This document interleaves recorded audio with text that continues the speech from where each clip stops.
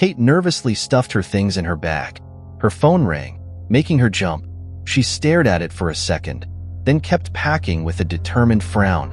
Finally, she reached the door, stopped, and stared out the window for ages. With a sudden burst of decision, she dropped her keys on a table and hurried out. Behind the wheel, Kate's phone buzzed again. It was a coworker bugging her about a project. This project, Kate had been working on it forever, practically living and breathing it to make money for the company. She'd finish it on time. No sweat. Annoyed, she told her coworker this and slammed her phone shut.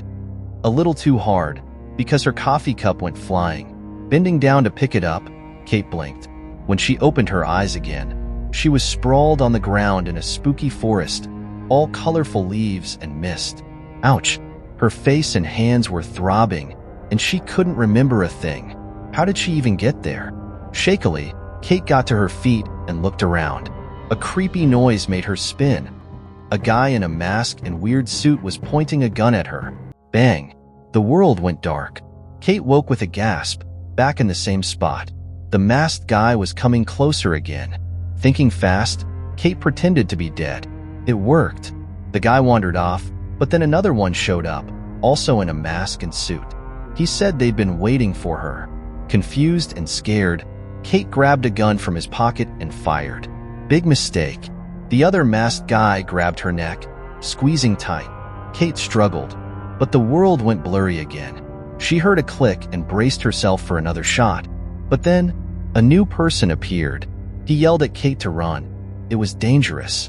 She stumbled after him, peppering him with questions. He said there was a safe place nearby, and they needed to get there. He didn't know anything either. He woke up in the forest with no memory, just a weird necklace with a woman's picture. He told Kate to check her own pockets. Inside, she found a photo of a happy family. A man, a woman, and a little girl. On the back, it said Sophie and Peter. Suddenly, a memory flashed. She was in a kitchen. The man called her Kate, and everything came flooding back. Relief washed over her. The stranger introduced himself as Bubba, but guess what? He couldn't remember who he was either. So, here they were, two amnesiacs in the woods with creepy stalkers. Not exactly the vacation Kate had planned. 3 more armed men walk up to the clearing where the bodies are. The leader checks the bodies and realizes Kate has a friend. A voice crackles on the radio. They caught more escapees. The leader activates a hologram of his boss, who tells him capturing Kate is most important. Her memory will come back soon, and she will find something they don't want her to find. If she does, this place might disappear, and so will they, so the leader needs to hurry. Meanwhile, Bubba and Kate find a resting spot in the forest. Bubba gives her water and a first aid kit to clean her wounds. Kate asks Bubba many questions about where they are and what's happening, but he doesn't know any more than she does. He notices the time seems frozen here.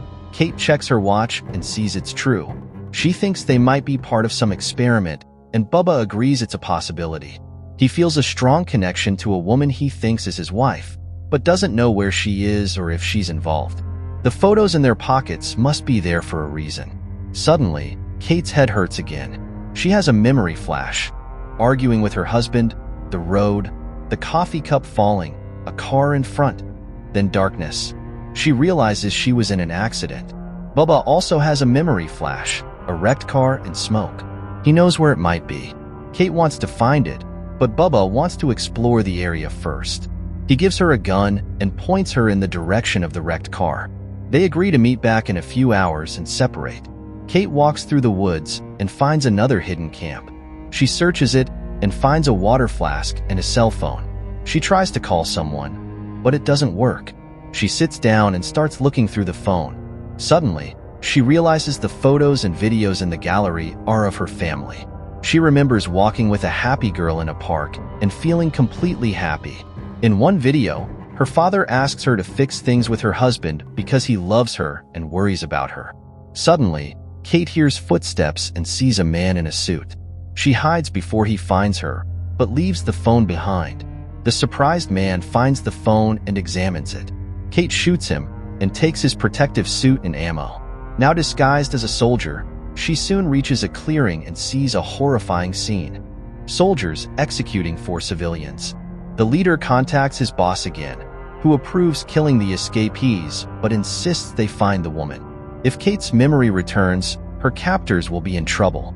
She moves away from the execution site and comes across an invisible barrier that painfully stops anyone trying to leave the forest. Kate wonders if this is the edge of the world and thinks they might be part of an unknown experiment. She tries to find a way around the barrier but realizes there is no escape. Sitting under a tree, she feels overwhelmed and confused.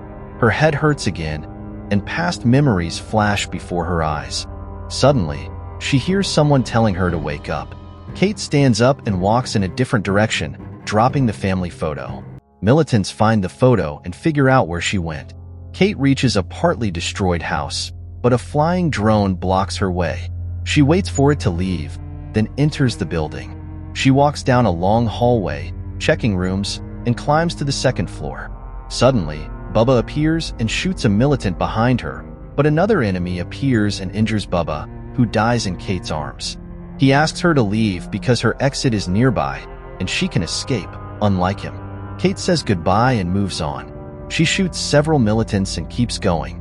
The commander finds Bubba and, seeing a pendant with a woman's portrait on his chest, allows him to die with dignity. At the same time, Kate hears her husband's voice calling her name. Then, she hears a woman's voice explaining that medicine has achieved incredible miracles, and now, thanks to Dr. Jane Dunning, known as the Mother of Surgery, they are about to explore the unknown. For over 10 years, her team has worked on the Echo Project, which lets coma patients live in other dimensions. Kate realizes this is being broadcast on a laptop screen in one of the rooms. She starts to understand what happened to her. She sees her family again, her husband and daughter. She remembers the argument was because she was always away at work, leaving her daughter lonely. Peter understood her dedication to work, but he knew family was more important. Kate recalls her project, which was a comic about militants. She sees her drawings of men in camouflage and their leader. As she packs for a business trip, she sees her husband and daughter in the kitchen, looks at them for a long time, then leaves the keys on the shelf and departs. Then, the road, the coffee cup, and the car ahead. Kate watches a horrible car crash from above. One car tried to make a U-turn and stopped, then another car slammed into it super fast. Later, paramedics arrive. For people who look just like the soldiers, Kate shot her dead on the spot, and they pull Kate from her wrecked car. Even though she's in a coma, she's not dead yet. The paramedics bring her back 3 times. Those were the times she was shot. She sees them put her body in an ambulance and drive away. Another driver on a motorcycle also crashed because he slipped on spilled gasoline, and now he's in a coma too. Back at the house, Kate hears guns clicking behind her. She turns around and sees the bad guys from before. The leader says things are messed up. They need Kate alive for them to survive too. At the hospital, Kate's husband watches by her bed, worried sick. Her heart rate and breathing get really bad. Her daughter holds her hand, and Kate barely moves a finger. In the coma world, the soldiers shoot at Kate, but she doesn't feel anything.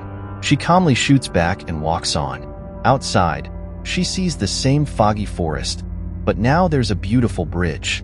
She walks across it, and a woman fades away into thin air. Years later, Kate lives in a quiet house outside the city, filled with old stuff. One day, she's washing dishes and looking through drawings of the foggy forest. They make her remember something. Then, Peter arrives and knows something's wrong with Kate. She starts asking questions because she feels stuck in a loop, doing the same things over and over. What's going on? Peter admits they warned her about this. This is the 3rd part of the experiment Dr. Bubba ran. When he recovered from the accident, he volunteered to work with Kate because he saw her in the coma world. They made a fake world where Peter could visit her. This has been going on for 21 years. Their daughter Sophie is all grown up, and they even have a grandchild. Kate wants to thank Bubba and begs to be let out. Peter leaves the fake world. Kate walks towards the light and disappears as Peter turns off the machines keeping her alive.